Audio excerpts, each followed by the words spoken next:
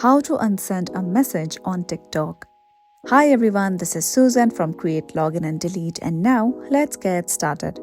First of all, open your TikTok. Okay, here we go.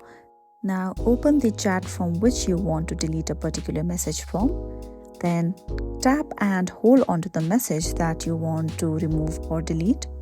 Okay, tap on it and over here you'll see the option of delete. Just tap on it.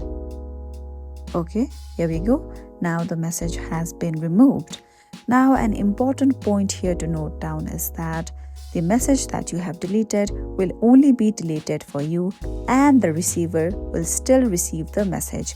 And it has already been stated by TikTok that there is no other possible way to remove or delete a message and that the recipient will still receive a message even though you remove or delete it.